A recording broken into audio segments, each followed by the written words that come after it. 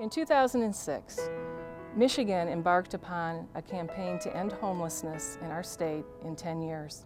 Many partners came together, both locally and at the state level, to work together collaboratively to make that happen. We've gone a long way. We've accomplished a lot together. We've helped over 5,600 families through the HARP voucher become rehoused. This video that we're going to share with you today is not only in celebration of all the accomplishments we've achieved together, but it's also to put the face on the impact it has on the people that we help, because that's what this is all about.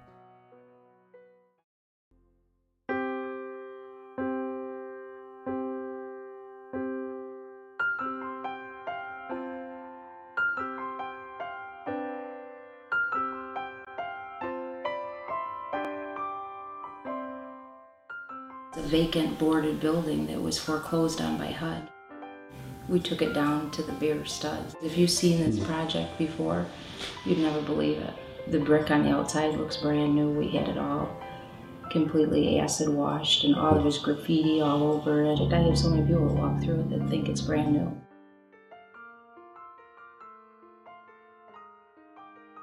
There's 28 townhomes, so when we talked about it, it really gives you the ability to house large families, which a lot of places don't have today. So we have 28 townhomes that have 3 and 4 bedrooms, full basements, washer and dryers in every unit. It's all upgraded stainless steel appliances, light fixtures, granite countertops. So when people move in here, they have no sense of feeling that it's affordable housing. They feel like this is their home. I was going to say, one of the main priorities is we want to provide a safe environment. I mean, especially when we were dealing with the component of families of domestic violence, we want people to live here and feel safe. It was a neat piece too, is that we did an urban farm in the center, a raised garden for all the families to be able to plant. And I really want the people that live here to take care of it and to feel a sense of, you know, the ownership with it. It's well worth it. The residents really enjoy coming out here and looking at it and watching it grow and taking care of it. And we can't wait to see what it produces and how it helps the community. There's a playground, which we'll be adding some picnic tables and some grills so that we can do some picnics outside in the center area. We built a community room that is going to have computer skill classes, actual like money skill classes, family classes, classes on training for job interviews and preparing resumes, and really hoping to help them move on with their lives. The old affordable housing used to be penalized to better your life. You got a raise, your rent went up. You know, if you did something that made your life better, your rent usually was impacted. And at some point, usually you qualified not to live there. And in this type of development, I mean, if you get a raise, automatically your rent's not increased. You qualify to live here, and it gives people an incentive to better their life. And to me, that is such a neat thing with the tax credit program. That's one thing I like about it. It's affordable. I don't have to be stressed out. I don't have the money for rent, and I don't have to worry about if the house is not, a landlord not doing their work. We got 24-hour maintenance and friendly manager, and the maintenance crew is nice. They be right on the spot getting the work done, and I like it. It's very nice. The community is very nice. The stove, the refrigerator, the stainless steels, the floors. Yes, the rooms are nice size, the tub nice size. You know, everything is gorgeous. It really is. Thank you for it.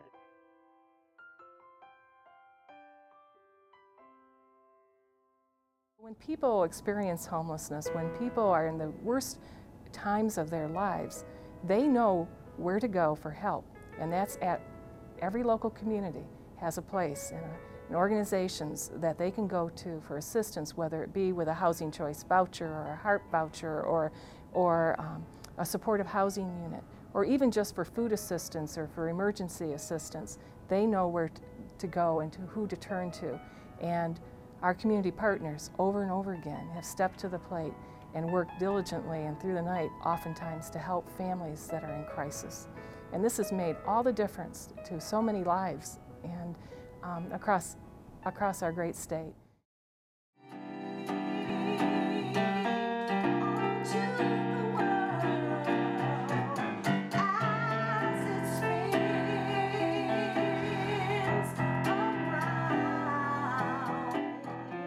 Piqette Square is a housing first model.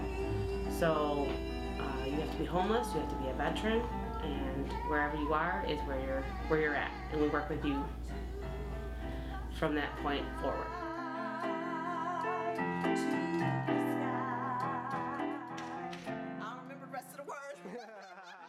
This is so unique to Southwest because we've never worked specifically with vets. We work with homeless for years and have been very successful in doing supportive housing. But working with veterans has been a whole nother genre and a whole nother kind of feel-good kind of story. That's something I wrote here. I was out of prison and I was homeless. I ended up in the homeless shelter in the Veterans Administration. I opened this building and I got an apartment in it. And that's just, like I said, helped me rebuild my life after I got out of prison. I got my disability started, and I'm in college now, so they did a lot of good, especially with her help too. So. I work for the Greening of Detroit, like I said, landscaping training. Took my final exam today, 125 question test. I believe I got in the 90th percentile. I got an A. Yeah. I take my national certification for landscaping. Get my landscaping certification. I'm so proud of you. In September, so I'll be nationally certified. We got a lot of classes that's all helpful to get people to rehabilitate themselves and get jobs. We got computers, we got this library, we have a lot of recreational activities here that the counselors help us with. We got a lot of support staff here. It's real nice. We have security and everything.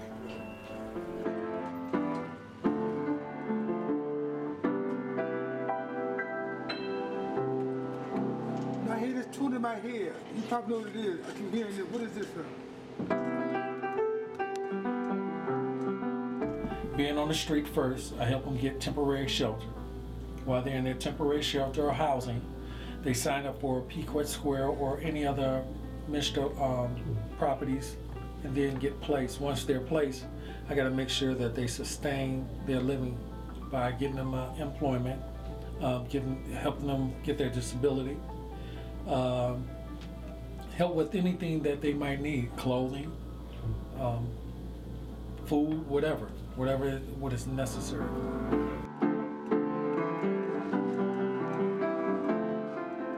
We have many different employers. We have from security, we have the big three.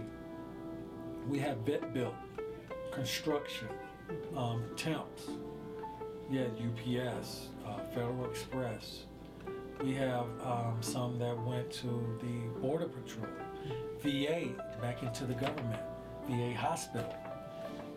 Vast amount of employers that I have that are accepting them. And like I said, it's not me, it's the vets. Once the vets are prepared and they go and talk to these employers, sky's the limit.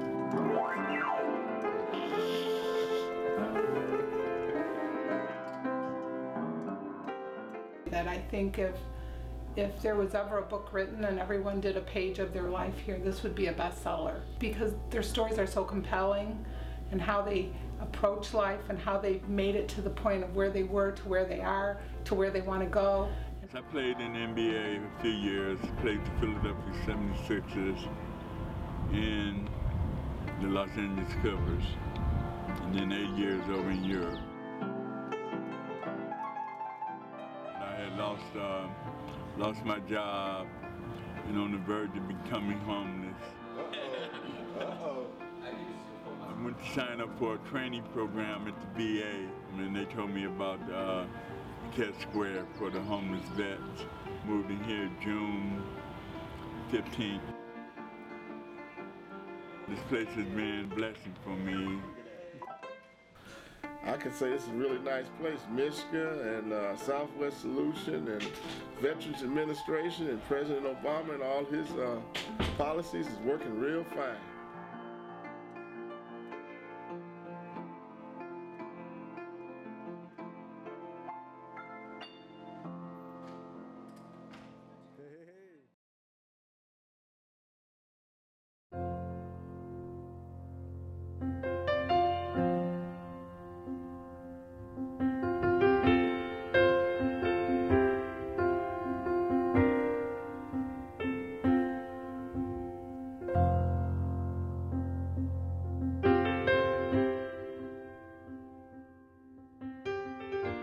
I have been living here for about a year and a half, and I really love and appreciate it here.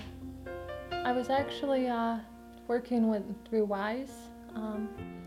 They're advocates for domestic violent women, and they told me about the program and that they had duplexes available and open. I think it only took a couple weeks for me to be in here, and it was just a really awesome opportunity. We approached both township boards. They were a little bit hesitant to put homeless units in this area just because they had a firm stigma of what that would mean. And they had all requested that we remain very active in the townships, and we've continued to do that. This has been a very positive picture for us that we provided to the community to kind of change that stereotype. All the units are equipped with geothermal heating systems. All the residents are paying their own rent at $304 per month. Of the 8 units that we have, one is handicap accessible, which happens to be the one that Carolyn is in. This is my handicap accessible kitchen. I have a pull-out dishwasher, which is like the most awesomest thing ever. I must let you know. I have like the best appliances ever that they have actually provided with the home, which is like exceptional. So they got new washer and dryers, their own garages attached, and then the full basement. The units are very spacious. They all have 3 bedrooms, 1 master bedroom and 2 bathrooms. I take pride in this house, very much so, because I appreciate people helping me out to give my kids a better life. It's exciting for us to see clients succeed and to be able to share in that success with them. You know, to see clients who go from not having a job to getting a job, or that maybe make that change from having a job but then going to school and looking to improve their opportunities using education. As of last December, I was working 70 hours at Hayworth factory. Me and my daughter got very extremely sick. I ended up losing my job because she needed MRIs, CAT scans. At that time, I decided that it would be in my best interest to go back to school. You know, and knowing that they have that opportunity because they're in stable housing. They wouldn't have had that otherwise. These are my 3 beautiful daughters. This is my middle. She is now 10. This is Emily. And then we have a picture of my oldest daughter, Rebecca, who's 11. And then of course my little Audrey, who now is 5. And then this is all 3 of them together, and they are everything that completes me and makes me who I am today, and everything worth fighting for. Oh, my girls, yes, stability here is just awesome. It's close to the schools. I can pick them up, drop them off to school. And my oldest daughter, who is 11, last Friday, I just got her midterm. And she's an all-A student as of right now, which is like the most awesomest thing as a mother. It goes back kind of to NCCS. I put my kids in Project Focus, which is an after-school program to help gain their confidence and, you know, help them adjust. But I think sometimes the rural area gets kind of overlooked because there's less people, there's, so there tends to be less money and so it's hard to kind of get the attention put there that's needed. And all the clients that have moved out have all moved out to stable housing situations. Yeah. It's all been success stories. I think I can think of one that actually purchased her own home on a land contract. Another one went into another stable housing situation. So this has proven to be very successful here in White Cloud in terms of moving folks forward.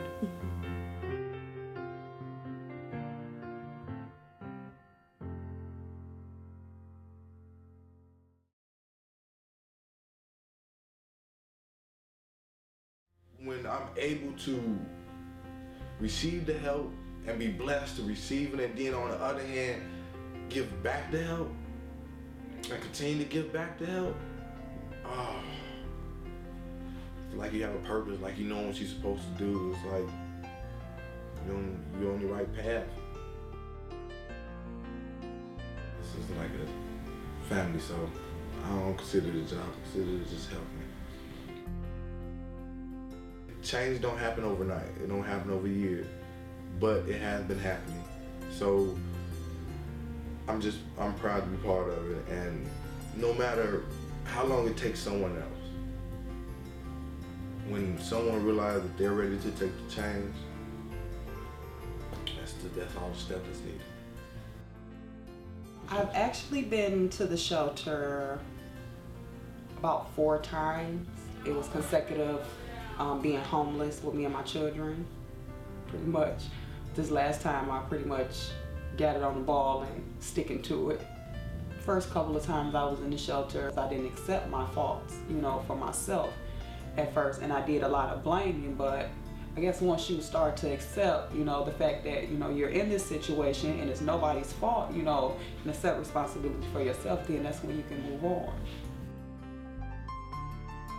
It's very much so a family environment. I mean, a place that they can literally call home and not have to wonder right along with me where we're going to sleep from pillow to post. It's home. Very, very thankful. Appreciate everything that they have done for me. Because without them, I think I would be somewhere lost. When I came here 8 years ago, it was a homeless shelter for single women and families. Since that time, we've added quite a few things. An outreach program, our Friends Outreach Program, is a huge success. Folks are involved in that, remain housed, stably housed. They're working, they're going to school, things are going great. I'm going to graduation for somebody Thursday night. We also have a single point of entry, one-stop shop called The Connection for people to access services.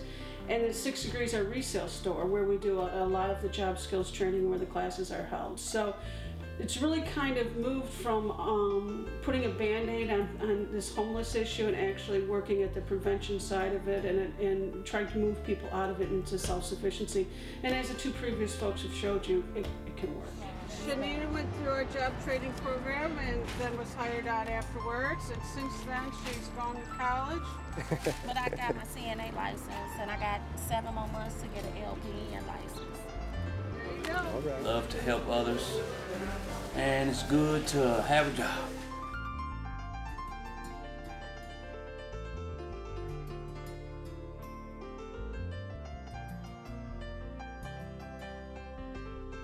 My name is LaShonda Campbell, and I am the case manager at the Emergency Shelter Services.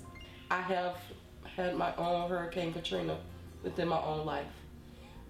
In 2003, I lost my mom, and the day after my mom's funeral, my house burned to the ground. 2 years later after that, I lost my kids. And what I didn't lose was hope. I didn't stop. I kept going. And I'm not saying it was easy, because it wasn't. Many days I really felt like, I can't do this. This is too much for me. And it seemed like every door I went to, the doors was always closed in my face. And one day I made up in my mind that I'm going to check into the shelter. And this is going to be my turning point. And I checked into the shelter and it was my turning point, you know. And I share that with the clients. I tell them all the time that my life is an open book. Because in order for them to understand that there is hope tomorrow, you can't tell them it's hope tomorrow without a story to show them that there's hope tomorrow. Shonda, another great example. She was on a Tip Lab 2-year voucher. She's totally self-sustaining. She went from staying in the shelter 2 years ago to being the case manager for folks who are coming in here. I think that's simply amazing. You know, one more thing I really want to talk about is job training and just giving folks the opportunity to work and to gain the skills they need to move on to other positions. It's so important. We've got a great program going. We just graduated 15. We've got another 15 going through, and that's how we're really going to work to end homelessness, is by giving people job skills. I know if we can end homelessness in Berrien County, this is something that can go nationwide.